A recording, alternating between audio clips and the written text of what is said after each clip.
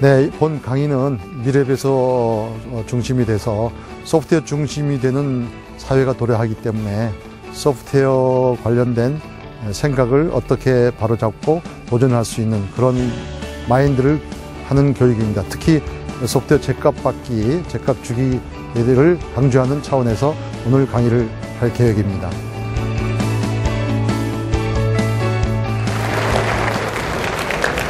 네, 안녕하십니까. 방금 소개받은 오경수입니다. 저는 7시 18회를 나왔기 때문에 여러분 한 40년 선배가 되는 것 같습니다.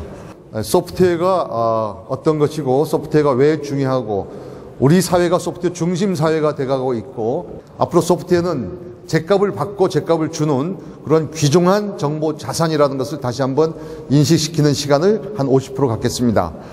50년 전에 만화가가 그림을 그렸습니다. 2016년에는 어떻게 될 것인가 그림을 그렸는데 놀랍게도 50년 전에 그린 그림이 다 실현이 됐습니다.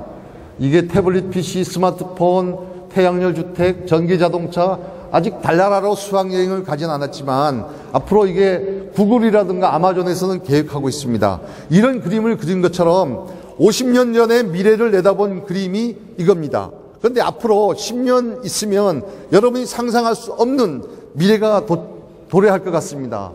우리나라가 디지털 시대에 도래했습니다.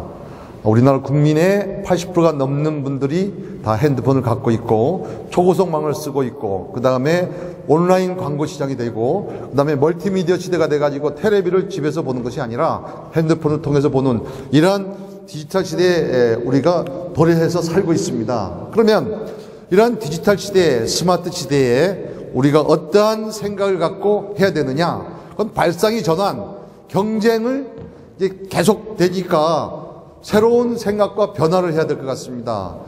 자, 올해 초에 세계적으로 유명한 전시회가 있었습니다.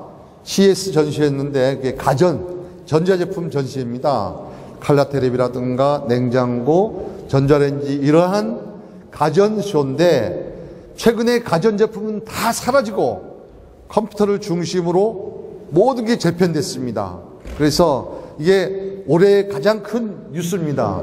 요즘 핫 이슈죠. 드럼을 통해서 이제 배달을 하거나 아니면 무인 정찰기를 해서 전쟁을 하거나 이런 시대가 돌아오는 게 가장 각광을 받은 게 요번에 가전쇼에서 최고의 이러한 각광을 받은 현상입니다. 이거는 아까 말씀드린 3D 프린팅이죠.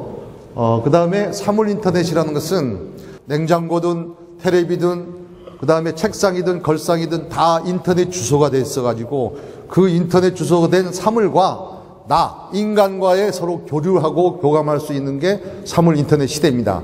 이게 빠르게 성장하고 있거든요. 그래서 이것이 가장 각광을 받았던 겁니다. 프로그램이 탑재된 소프트웨어가 굉장히 중요시되고 그게 곧 세상을 바꾸고 있는 시대가 왔다는 게 이 무인 자동차에서 알 수가 있습니다. 그렇다면 이런 소프트웨어가 이미 우리 주변에 와 있고 혁명이 시작되고 있는 거죠. 그래서 이러한 소프트웨어의 위상이 핸드폰이라든가 반도체의 매출보다도 이게 4배 가까이 큽니다.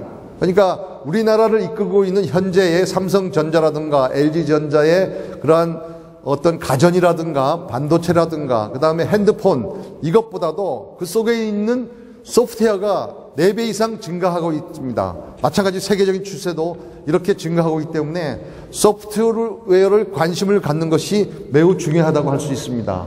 이상으로 마치고 내년에 서울에서 볼 수 있는 그날을 기약하면서 마치겠습니다. 감사합니다.